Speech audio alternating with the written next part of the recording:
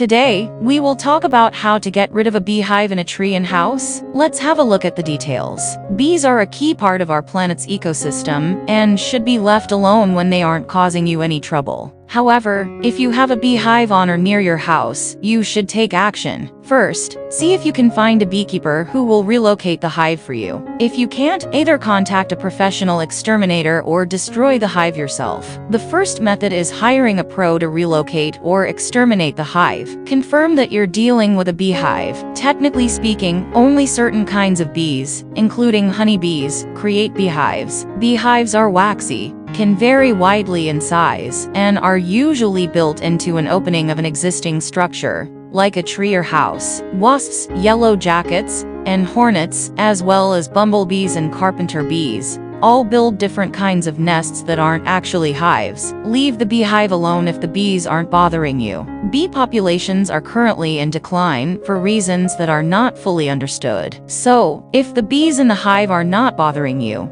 but are simply in the garden pollinating your flowers, leave them alone. They don't sting unless they feel threatened. Hire a beekeeper to relocate a troublesome hive. Because honeybee numbers are on the decline, local beekeepers may be willing to relocate your hive to their beekeeping operation for free or a nominal fee. And if they don't provide that service themselves, they probably know of someone who does. If you really need to get rid of the beehive, extermination is your only choice. Unless you're sure you can safely handle the job yourself, play it safe and call a professional exterminator. The second method is spraying a hive with insecticide. Plan ahead for the extermination, hive removal, and any home repairs. Before you grab an insecticide and douse the beehive, take the time to prepare for the complete process. This is especially important if the hive is built into or onto your house. Wait for late evening or early morning, and, ideally, late winter. Bees are normally asleep, and thus in the hive, in the late evening and early morning.